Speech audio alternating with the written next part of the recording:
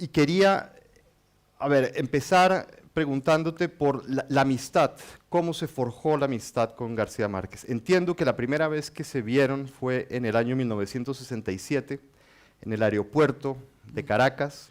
Tú ibas a recibir el premio Rómulo Gallegos por La Casa Verde.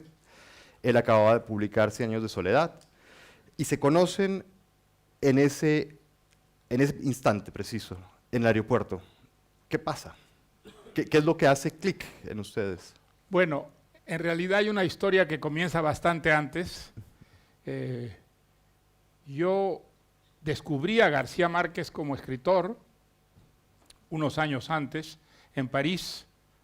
Yo trabajaba en la radio televisión francesa, tenía ahí distintas actividades, pero una de ellas era un programa de literatura, comentando sobre todo los libros que aparecían en Francia que podían tener un interés en América Latina. Y con este motivo algunas editoriales nos enviaban libros que pensaban que podían ser comentados en el programa. Y un día llegó a la radio televisión francesa un libro publicado por la editorial Julliard. Estoy hablando de los años 60, ¿no? Antes del año 66, antes del año 67, que era de un autor colombiano. Me acuerdo el título del libro, Pas de lettres pour le colonel, que era el coronel no tiene quien le escriba. Nunca había oído hablar yo de García Márquez, y fue el primer libro de García Márquez que leí, y no lo leí en español sino en francés. Me gustó mucho por su realismo tan estricto, por esta descripción tan precisa de este viejo coronel que sigue inasequible al desaliento, ¿no? Enviando cartas, reclamando una jubilación que nunca le llegará. Y a mí me impresionó mucho saber que había un escritor que se llamaba García Márquez y que había ya publicado otros libros. Y yo traté, ya no recuerdo a través de quién, de conseguir libros de él y averiguar un poco más qué cosas había hecho. Y me parece que llegaron a mis manos a consecuencia de estas averiguaciones la hojarasca, y ya no recuerdo si llegó otro texto de él, pero de esa manera yo descubrí a García Márquez, descubrí que había un escritor. No fue el primer escritor latinoamericano que yo lo descubrí en francés.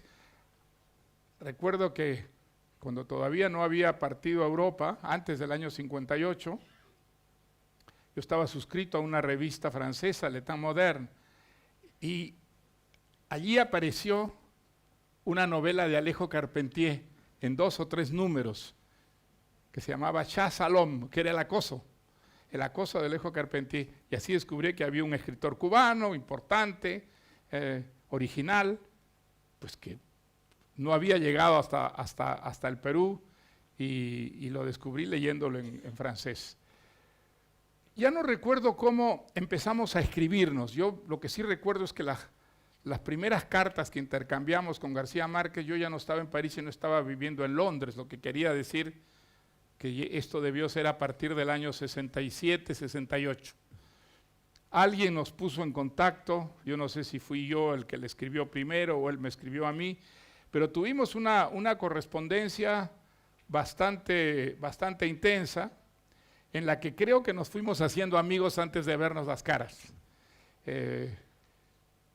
Fue una correspondencia en la que pues, hablábamos de proyectos literarios, comentábamos las cosas que habíamos escrito y que habíamos leído uno del otro, y en un momento dado surgió un proyecto.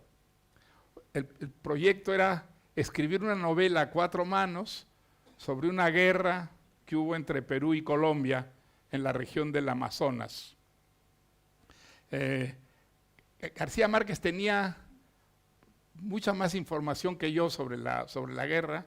En sus cartas me contaba muchos detalles, seguramente muy exagerados para volverlos más divertidos y pintorescos. Y no sé cómo este proyecto, sobre el que intercambiamos correspondencia durante un buen tiempo, en un momento dado se eclipsó. No sé si fue la idea de lo difícil que sería romper esa intimidad en la que uno escribe, exhibirla frente al otro, lo que hubiera pues, sido obligatorio si escribíamos esta novela a 4 manos, pero el hecho es que ese proyecto se eclipsó. De manera que cuando nos vimos las caras con García Márquez en el aeropuerto de Caracas el año 67, en realidad ya nos conocíamos y ya nos habíamos leído, pero la verdad es que el contacto fue inmediato, la simpatía recíproca, y creo que al salir de Caracas juntos para ir a Bogotá, ya éramos amigos y casi diría yo íntimos amigos.